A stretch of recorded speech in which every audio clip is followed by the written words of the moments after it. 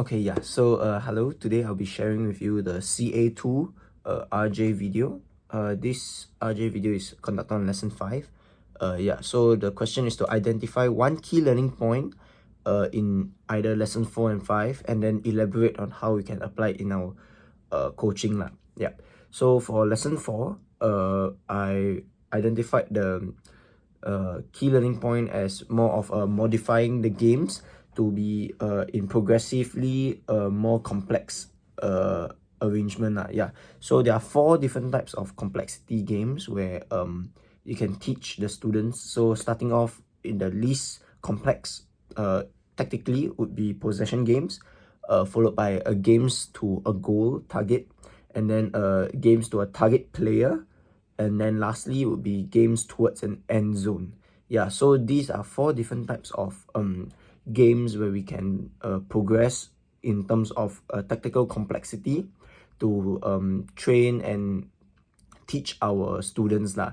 Yeah, so in my opinion, how I think I can apply this into my actual coaching sessions would be to apply this concept in terms of teaching the different categories of students, the different tactical complexities at different stages of their learning lah. So for example, younger children, or even those who are new to the sport in particular, they have no prior experience to the sport whatsoever. So therefore, I would probably start them off with a lower tactical complexity game, probably something along the lines of possession games, or preferably at most games to a goal. Yeah, so these two are lower in tactical complexity, so are more suitable for these new learners lah. Yeah, so the difficulty for them will not be too high, so that they do not know how to participate, but you give them a basic foundation to start from lah. Yeah, so that's why I think that this is how I can apply into my actual coaching to start off students who are new in a lower tactical complexity, and then slowly progressing to higher tactical complexities like games to an end zone. Yeah. So for lesson 5, my key learning point would be about the 4 R's, namely read, respond, react, and recover. Yeah. So these 4 R's help the student prepare themselves, or help them to participate in the sport in terms of how they respond to the situation lah. Yeah.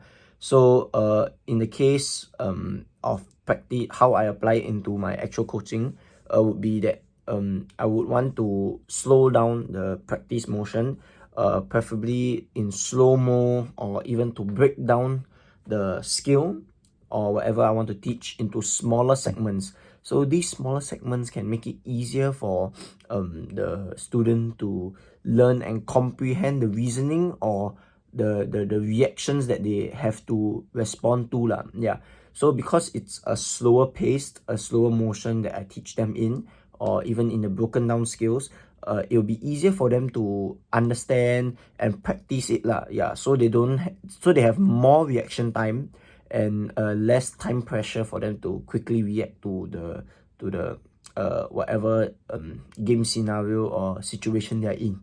Yeah, so this can help to exaggerate the different components, and students can get more comfortable with performing the skill lah.